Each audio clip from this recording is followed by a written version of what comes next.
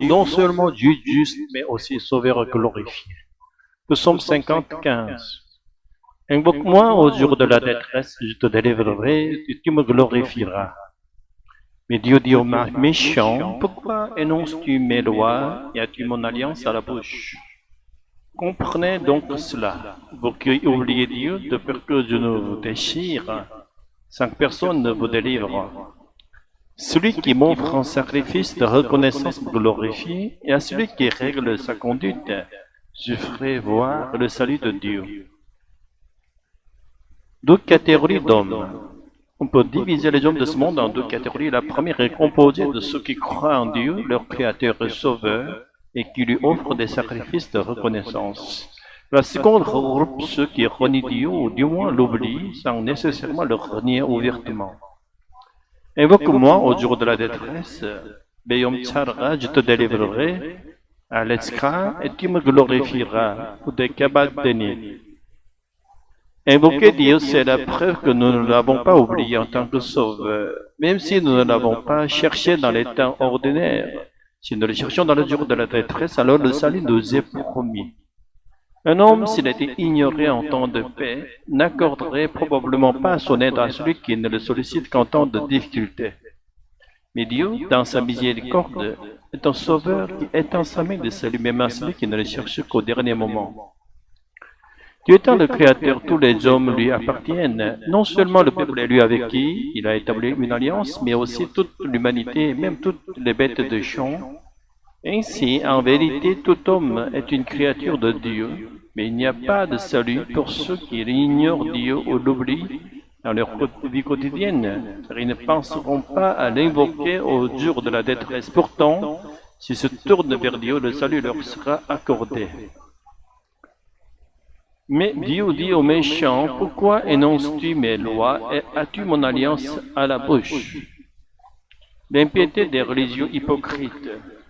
Le plus terrible des impies, celui qui sera le plus sûrement privé de salut, est celui qui invoque le nom de Dieu avec ses lèvres et ne croit pas en lui dans son cœur.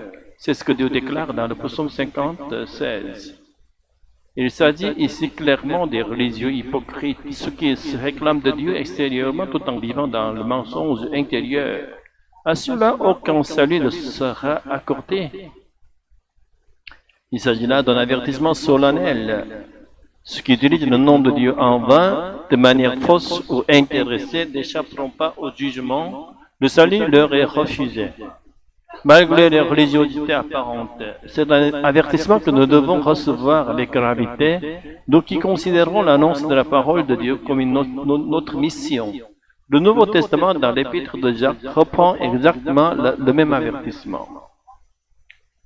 Mes frères, qu'il n'y ait pas beaucoup de personnes parmi vous qui se posent en maître, car vous savez que nous recevrons un jugement plus sévère. Service spirituel profond ni intégrité morale et éthique, celui qui est attiré uniquement par l'autorité, le prestige du titre et qui désire devenir maître de la parole s'égare. Car alors, il risque de vendre la parole, c'est-à-dire d'utiliser le nom de Dieu pour asseoir sa propre autorité, pour rechercher les honneurs. Ce faisant, il se place sous un jugement redoutable. Nous qui avons été sauvés en invoquant le nom du Seigneur au jour de la détresse, ne devons pas aspirer à devenir des maîtres des gens qui enseignent pour se glorifier, mais plutôt à être des adorateurs reconnaissants, offrant à Dieu un sacrifice de louange et d'action de grâce, c'est-à-dire de le culte véritable. Et notre vocation n'est pas d'élever notre nom, mais de proclamer Dieu lui-même comme sauveur, afin qu'il soit connu et glorifié dans le monde. Dans le psaume 50, le texte central de notre méditation d'aujourd'hui, ainsi que dans de nombreux passages de l'Ancien Testament, Dieu est présenté comme le juge suprême. Cela s'explique par le fait que Dieu est la justice absolue, la sainteté parfaite et une réalité où le mal ne peut trouver aucun accès.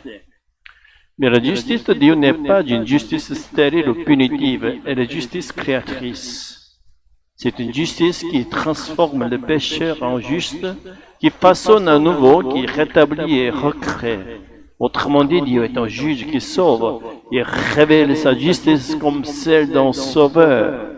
Et ça, en tant que sauveur qui se manifeste, c'est à ce moment-là qu'il est glorifié. Celui qui m'offre un sacrifice de reconnaissance me glorifie, et celui qui règle sa conduite, je ferai voir le salut de Dieu. Dans ce verset, le mot hébreu traduit par conduite est derek, qui signifie littéralement chemin. La traduction classique, celui qui règle sa conduite, est en réalité une interprétation d'ordre légal.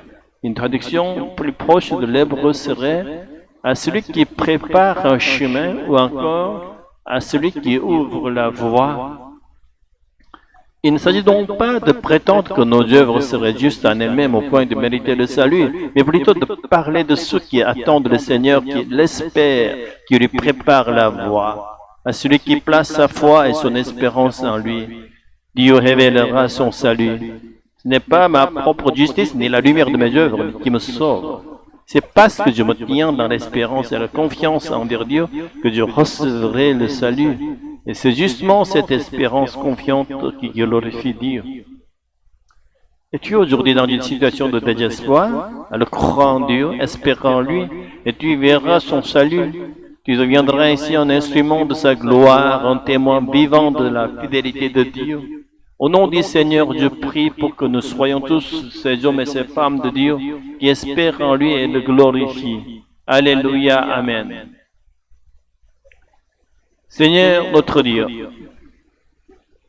tu es le juste juge, incorruptible et saint devant qui aucun mal ne peut subsister. Mais tu es aussi le Sauveur compatissant, qui tend la main même à ceux qui ne t'ont pas cherché jusqu'au jour de la détresse. Tu nous appelles à t'invoquer, à t'espérer, à te préparer la voie. Non pas par notre justice, mais par la foi, nous voulons te glorifier. Donne-nous de vivre dans l'action de grâce, dans l'attente de ton salut.